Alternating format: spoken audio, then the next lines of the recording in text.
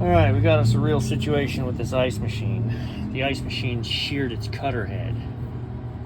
So, that's a threaded bolt that broke off in there.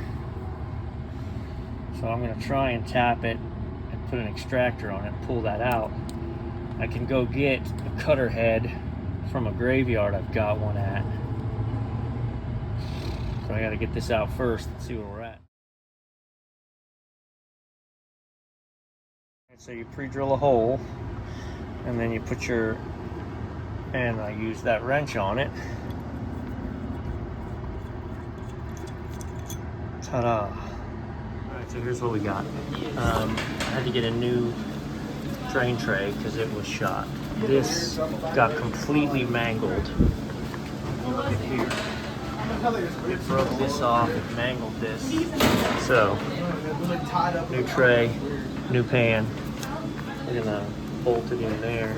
I still need a new cutting head, but I'm gonna get everything else ready to go, so that I'm probably gonna run across town and grab that cutting head and come back, because this place is struggling to keep up with ice production, and I really need them making this machine making ice all night.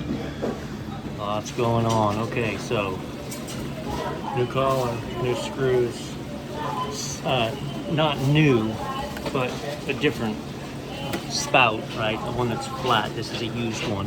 I was still waiting on new ones. New bolts.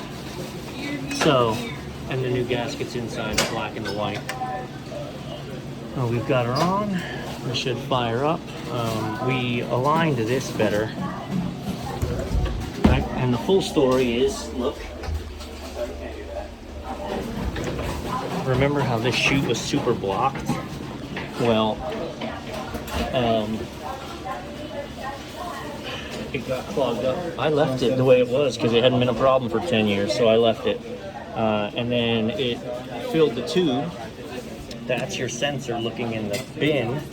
And since the bin sensor said keep making ice, it kept making ice until it blew the top off. So, and then in blowing the top off, it actually sheared these screws, right? So I had to drill those out. So there's the original ones. So all those broke off. It pushed up the whole collar, and that's what pushing that that slotted insert up against the cutting head broke the cutting head. So I'm gonna hang out here for a hot minute, make sure we're making ice, make sure she feeds properly. But I mean, I know the origins of the problem. Normally there's a mechanical bin switch, and then there's toggle switches in here that you can alternate between using the bin switch and using the infrared. And I would have loved to have that option, but nope. So still got to use the bin switch. But I've opened up that to where instead of 80% blocked and 20% through, we're 80% through and 20% blocked, and there's no way around that except for putting it on the correct. It's on the incorrect adapter, so this is not the right adapter for this machine.